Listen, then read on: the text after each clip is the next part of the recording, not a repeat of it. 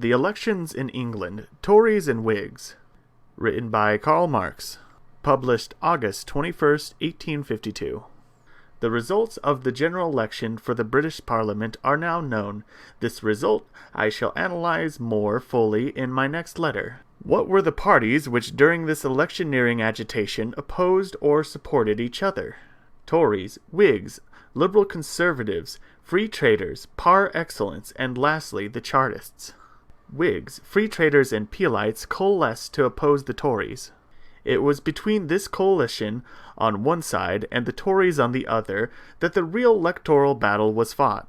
Opposed to Whigs, Peelites, Free Traders, and Tories, and thus opposed to entire official England, were the Chartists.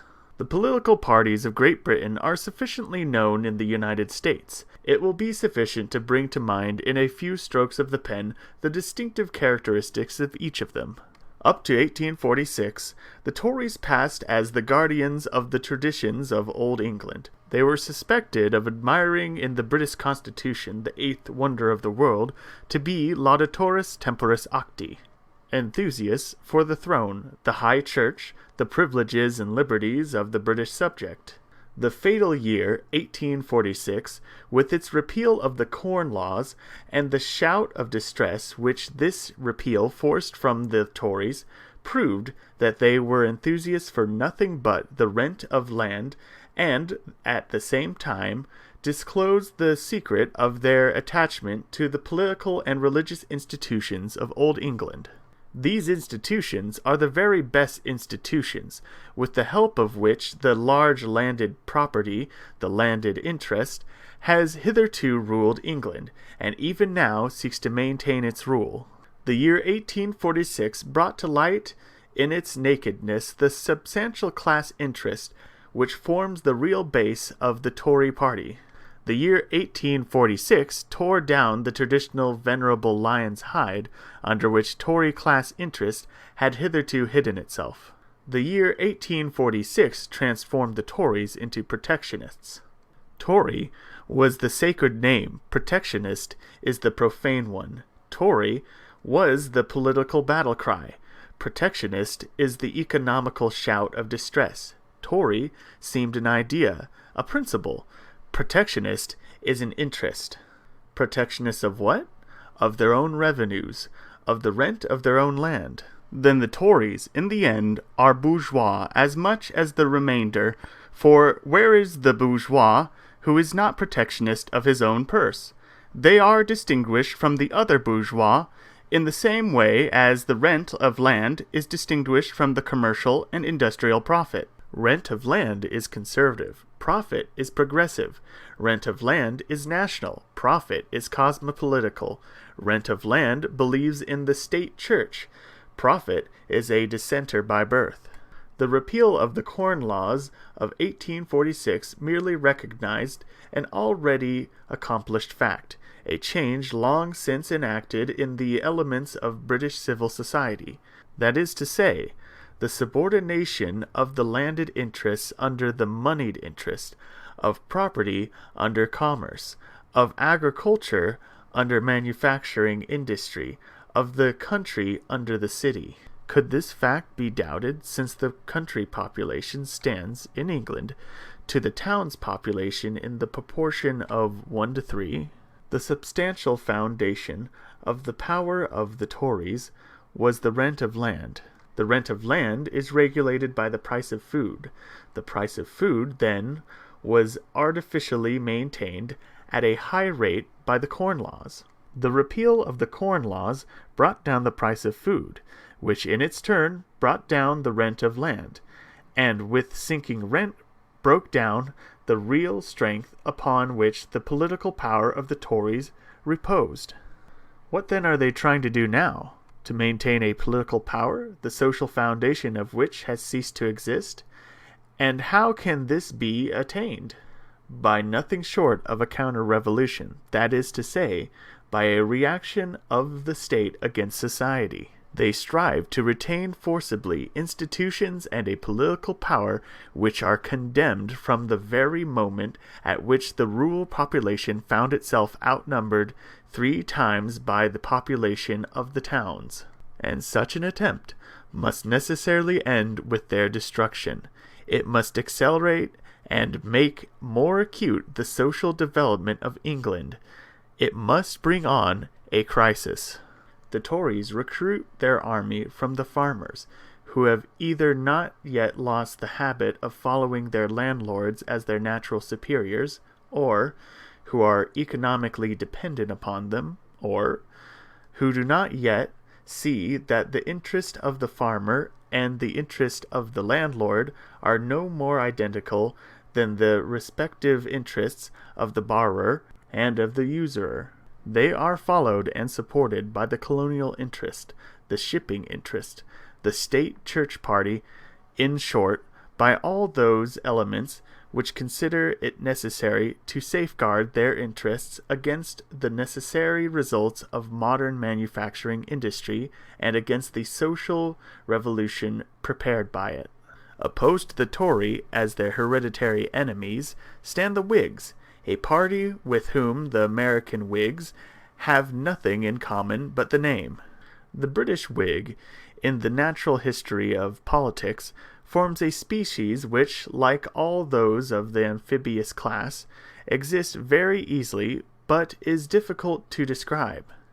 Shall we call them, with their opponents, Tories out of office? Or, as continental writers love it, take them for the representatives of certain popular principles? In the latter case, we should get embarrassed in the same difficulty as the historian of the Whigs, Mr. Cook, who, in great naivete, confesses in his History of Parties that it is indeed a certain number of liberal, moral, and enlightened principles which constitutes the Whig party, but that it was greatly to be regretted that during the more than a century and a half that the Whigs have existed, they have been, when in office, always prevented from carrying out these principles. So that in reality, according to the confession of their own historian, the Whigs represent something quite different from their professed liberal and enlightened principles. Thus, they are in the same position as the drunkard brought up before the Lord Mayor, who declared that he represented the temperance principle, but, from some accident or other ways, got drunk on Sundays. But never mind their principles. We can better make out what they are in historical fact, what they carry out, not what they once believed, and what they now want other people to believe with respect to their character. The Whigs, as well as the Tories, form a fraction of the large landed property of Great Britain. Nay, the oldest, richest, and most arrogant portion of English landed property is the very nucleus of the Whig party. What then distinguishes them from the Tories? The Whigs are the aristocratic representatives of the bourgeoisie of the industrial and commercial middle class. Under the condition of the bourgeoisie, should abandon to them, to an oligarchy of aristocratic families, the monopoly of government and the exclusive possession of office. They make to the middle class and assist it in conquering all those concessions which in the course of social and political development have shown themselves to have become unavoidable and undelayable, neither more nor less, and as often as such an unavoidable measure has been passed, they declare loudly that herewith the end of historical progress has been obtained, that the whole social movement has carried its ultimate purpose, and then they cling to finality. They can support more easily than the Tories a decrease of their rental revenues because they consider themselves as the heaven-born farmers of the revenues of the British Empire. They can renounce the monopoly of the corn laws as long as they maintain the monopoly of government as their family property. Ever since the glorious Revolution of 1688, the Whigs, with short intervals caused principally by the first French Revolution and the consequent reaction, have found themselves in the enjoyment of the public offices. Whoever recalls to his mind this period of English history will find no other distinctive mark of Whigdom but the maintenance of their family oligarchy. The interests and principles which they represent, besides, from time to time, do not belong to the Whigs. They are forced upon them by the development of the industrial and commercial class, the bourgeoisie. After 1688, we find them united with the bankocracy, just then rising into importance, as we find them in 1846 united with the millocracy. The Whigs as little carried the Reform Bill of 1831 as they carried the Free Trade Bill of 1846. Both reform movements, the political as well as the commercial, were movements of the bourgeoisie. As soon as either of these movements had ripened into irresistibility, as soon as, at the same time, it had become the safest means of turning the Tories out of office, the Whigs stepped forward, took up the direction of the government, and secured to themselves the governmental part of the victory.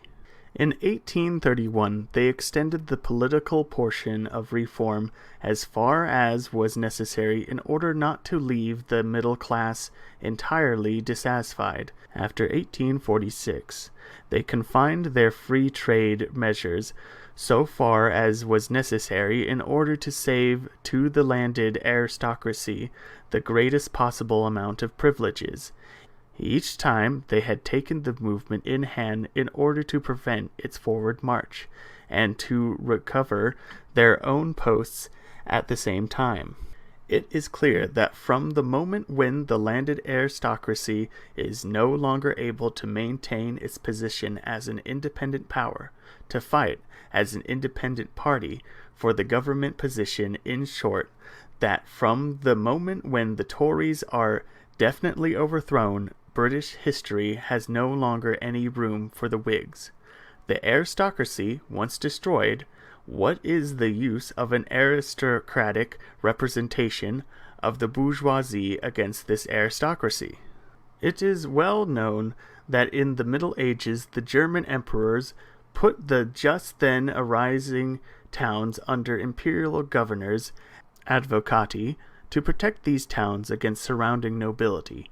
As soon as growing population and wealth gave them sufficient strength and independence to resist and even to attack the nobility, the towns also drove out the noble governors, the advocati. The Whigs have been these advocati of the British middle class, and their governmental monopoly must break down as soon as the landed monopoly of the Tories is broken down. In the same measure as the middle class has developed its independent strength, they have shrunk down from a party to a coterie. It is evident what a distasteful, heterogeneous mixture the character of the British Whigs must turn out to be. Feudalists, who are at the same time Malthusians, money-mongers with feudal prejudices, aristocrats without point of honor, bourgeois without industrial activity. Finality, men with progressive phrases, progressists with fanatical conservatism, traffickers in homeopathetical fractions of reforms, fosterers of family nepotism, grand masters of corruption, hypocrites of religion, Tartuffes of politics. The mass of the English people have a sound aesthetical common sense. They have an instinctive hatred against everything motley and ambiguous, against bats and Russellites. And then, with the Tories, the mass of the English people, the urban and rural proletariat, has in common the hatred against the moneymonger. With the bourgeoisie, it has in common the hatred against aristocrats. In the Whigs, it hates the one and the other, aristocrats and bourgeoisie, the landlord who oppresses, and the money lord who exploits it. In the Whigs, it hates the oligarchy which has ruled over England for more than a century, and by which the people is excluded from the direction of its own affairs. The Peelites are no party. They are merely the souvenir of a partyman of the late Sir Robert Peel. But Englishmen are too prosaical for a souvenir to form with them. the foundation for anything but elegies. And now that the people have erected brass and marble monuments to the late Sir R. Peel in all parts of the country, they believe they are able to so much the more to do without those perambulant Peel monuments, the Grahams, the Gladstones, the Cardwells, etc.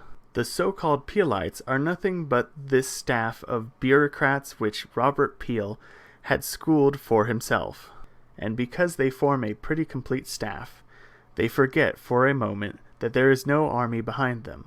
The Peelites, then, are old supporters of Sir R. Peel, who have not yet come to a conclusion as to what party to attach themselves to. It is evident that a similar scruple is not a sufficient means for them to constitute an independent power.